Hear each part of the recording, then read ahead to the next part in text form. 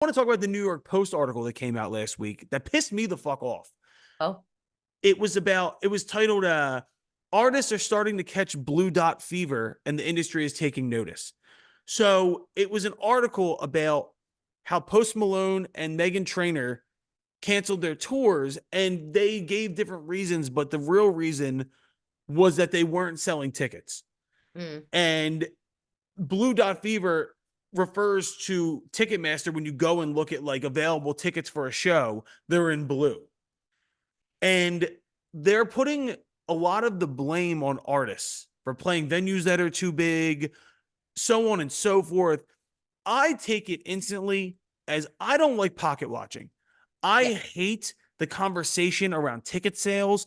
It's always been a thing with me with like stand groups, especially when you think about like the Nicki Minaj fans going to Cardi B fans and like, well, this bitch doesn't sell any tickets, blah, blah, blah. I find that so distasteful.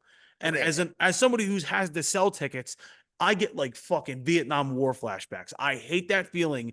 The thought of somebody being able to see how many tickets I can sell like makes my blood run cold. Totally. Like terrible. But it's something we've talked about on this podcast for so long that the industry is saying that Live Nation specifically is saying ticket sales are at an all-time high. Everything's great. We're seeing record profits.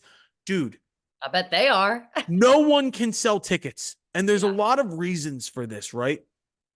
Dante, well, I'll defer to you. Is there or is there not a war in Iran that's kind of driving the price up on everything right now? All right. So I have two things. One, the Post Malone situation is it's special because the guy's been on fucking tour for 2 years now. He did a stadium tour last year. Yes, he's Yeah. played everywhere. I didn't even know he was still going on tour. I didn't know he canceled a tour. Yeah. He doesn't even have an album to promote. Yeah, he's been crazy. touring this album for over a year and a half now, almost 2 years. He's played everywhere. He's sold out everywhere.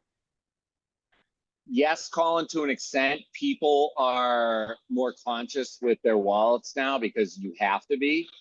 Mhm. But also, it's kind of a double-edged sword because, okay, he's selling out arenas, and yes, he probably shouldn't be doing smaller shows this second lap.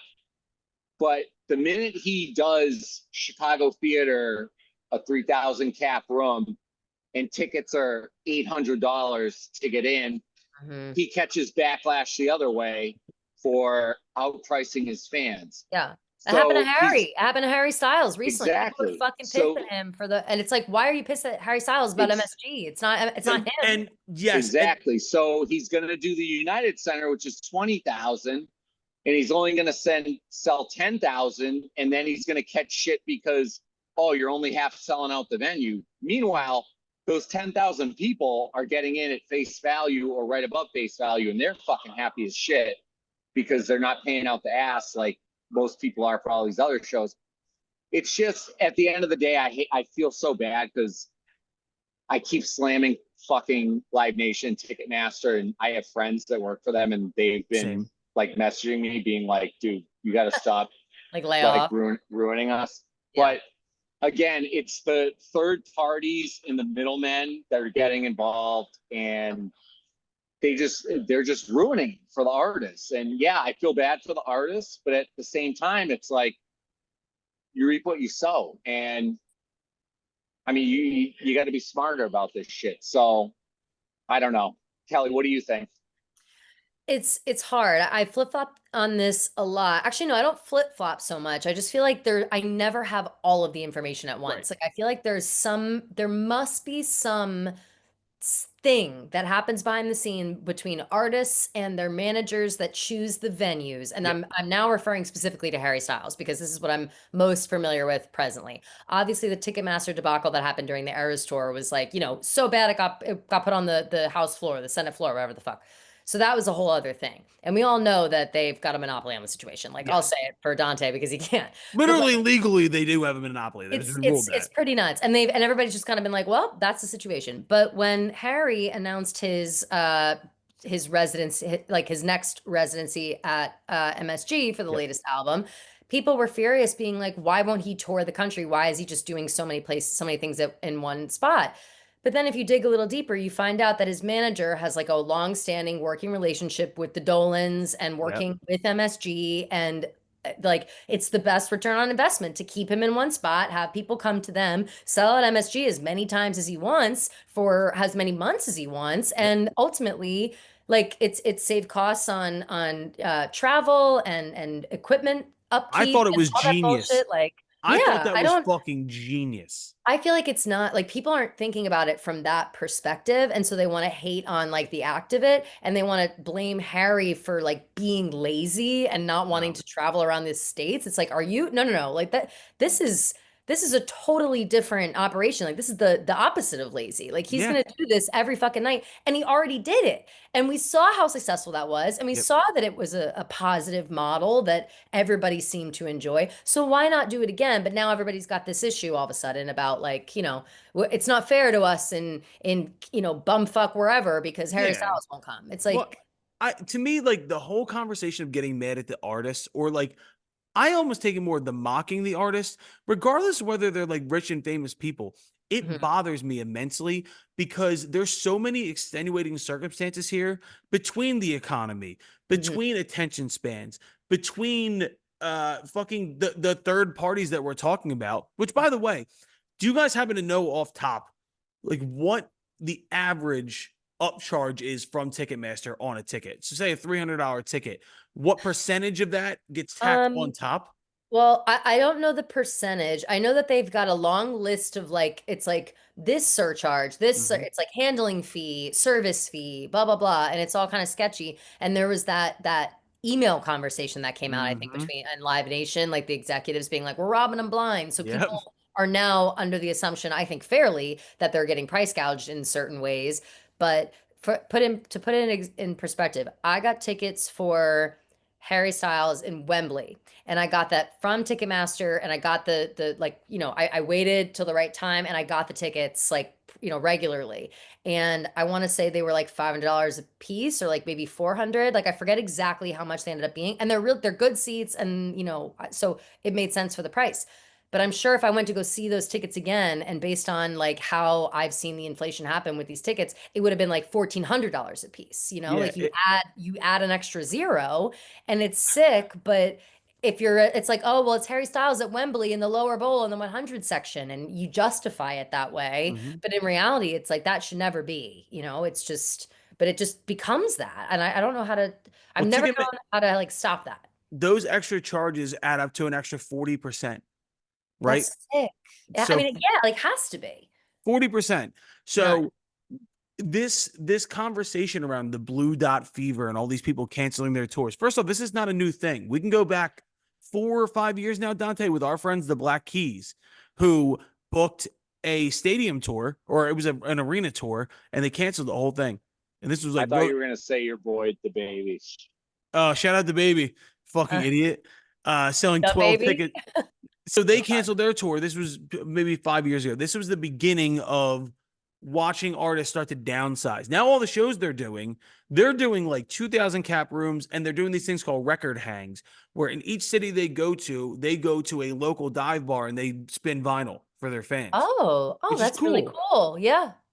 Going past that, Lil Wayne was the next artist to have to downgrade venues, and now he's doing like Fillmore sized venues and clubs around the country, right? That's a legend right there. Yeah. I think what you're starting to see between all the festival cancellations, summer camp just canceled. Bonnaroo's not like Bonnaroo didn't happen last year. Like Oh, festivals aren't moving tickets, and we liken that a lot to the fact that you've noticed these festival lineups this year. A lot of them cater towards millennial or older generations. Like totally. Dave Matthews is headlining every festival this year. There's a fucking Yeah. reason for that, because the kids don't have money and they need to fucking sell to people that can be able to stand in the field for a weekend and afford $30 beers. Hmm. You're watching the perception versus the reality happen in real time, and the lies that everything is perfect and we're making record profits, and the reality of acts like fucking Megan Trainor and Post Malone having to cancel tours. It shows you that I'm not putting this on the artists. I'm really not. I think this is a societal shift. I think this is a an industry shift, and I think it's a fucking no one can afford rent shift. I am so tired of the conversation of watching people talk about how many tickets people are selling. It just fucking irks me to no Yeah. end. It The, does. the Megan Trainor thing, when I saw that she was even, I think the first I even heard that she was supposed to go on tour was hearing that her tour got canceled. Like I Yeah. did not, I knew she was coming out with like new music. I had no idea. Do you agree, Dante? With Same. that?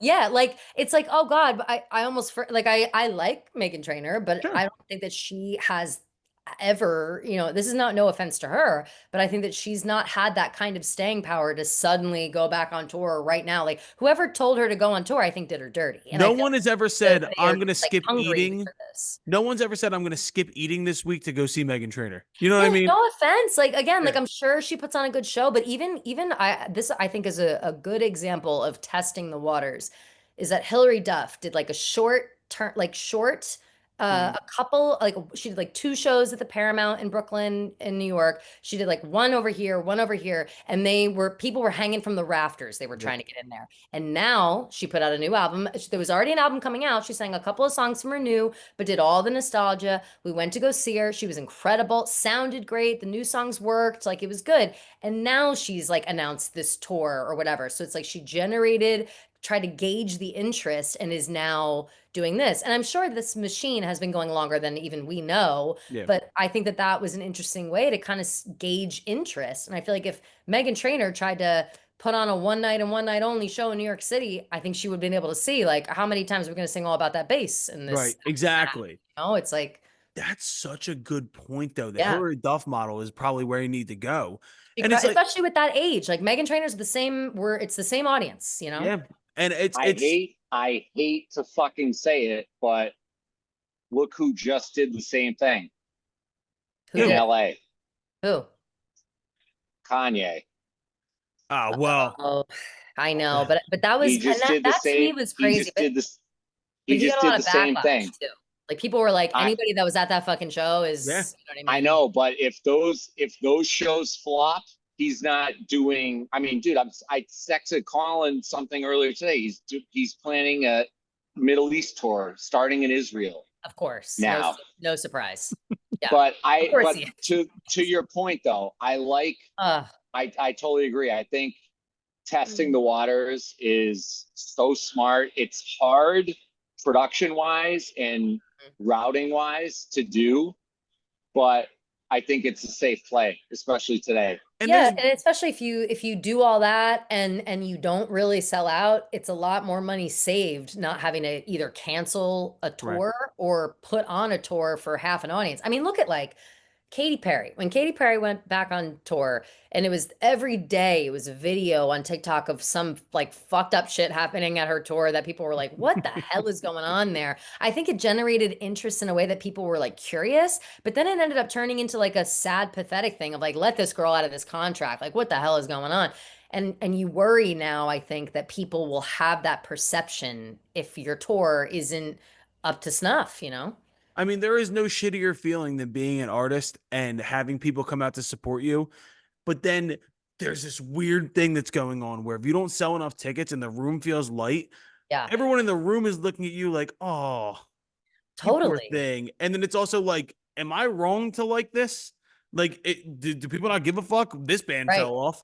It is the weirdest mind fuck in the Especially if they've been world. around for a while, like a Hillary Duff or a Megan Trainor. Like I get that for a new artist, if they don't fill up a room, it's like, well, you still have room to grow and maybe you'll make it and you'll fill this room up one day. But it's like someone like Megan, it's, that would my ego could never. Like it would I've just said this before, and there's only one genre of music that currently builds people the right way and continually has stars come up the right way and they can sell tickets, and it's country. yeah, Country continually does this thing where the artist who's the headliner has like 3 or 4 undercards on there, and they all become superstars, and they built their touring history by going with the bigger artists. Ella Langley's one of them. Like if you look back, Riley Green, who is like now a fucking megastar, yeah. most handsome guy alive. He's like an Uh, industry plant, I think. Like uh, he showed up out of nowhere and was the hottest guy ever. And it was like, what the fuck? Like, who are you you? want just a fucking thing here? Go look at pictures of Riley Green from 5 years ago. Yeah. Whatever I already cycle, have. I know because I was hanging out with Glenny Balls one time and he was like, right, he like had also just discovered Riley Green and was like, he's the hottest guy in the world, but look what he used to look like. I was dog, like, whatever cycle of steroids and testosterone that motherfucker hopped on, send it to 2136 Wait, wait, Jenkintown wait, Road, wait, Glenside, wait, wait, PA. wait, wait, wait, wait. Kelly, what do you mean what he used to look like? He was not that. he was just like very average. Like he like No you way. see Riley Yes. Green now and you're like, what a stud. But he had like a major glow up.